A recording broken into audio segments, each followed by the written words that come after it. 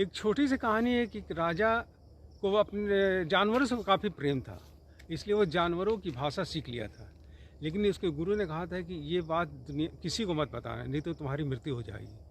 तो एक बार क्या हुआ कि राजा और रानी किसी पार्टी में जा रहे थे, तो राजा तो जानवरों की बात समझता था, तो घोड़ा और रानी घोड़ी पे थी, तो घोड़ा हमेशा आगे हो जाता था, घोड़ी पीछे होती थी।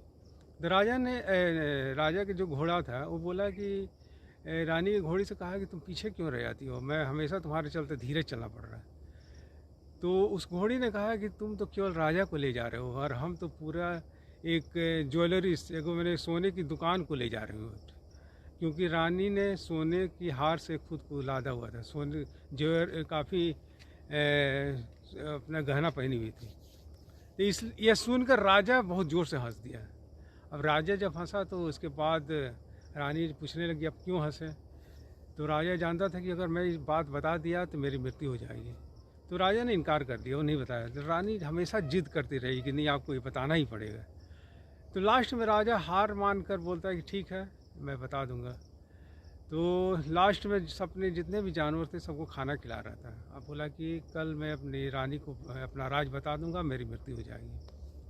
तो इसलिए वहाँ के जानवरों किसी जानवर ने खाना नहीं खाया, लेकिन वहीं एक मुर्गा खाना खा रहा था। तो वहाँ मुर्गा को एक कुत्ते ने कहा कि तुम्हें मालूम है कि हमारे राजा की मृत्यु हो जाएगी। तो मुर्गा ने कहा कि वो राजा हमारा बहुत बड़ा बेवकूफ़ है, उसकी मृत्यु होना ही चाहिए, क्योंकि रानी अगर बोल रही है तो रानी के चलते उसको जान देने की क्या ज़रूरत है। अगर हमको अगर कोई मुर्गी बोले तो हम तो अपना जान नहीं देंगे, वो राजा को मना कर देना चाहिए। तो राजा ये बात सुनकर सुन रहा था और उस बहुत गहराई से समझा, तो बोला बिल्कुल सही बोल रहा है मुर्गा। और जाकर उसने रानी से कहा कि सुनो, मैं ये बात नहीं बताऊंगा, तुमको जो करना है करो। तो इसके जब इतना क्रोधित होकर राजा को कहा था, रानी भी एकदम सहम गई, डर से बोली अरे नहीं नहीं मैं मजाक कर रही थी। इसीलिए किसी भी इंसान को बहुत ज़्यादा भाव देने की ज़रूरत नहीं है।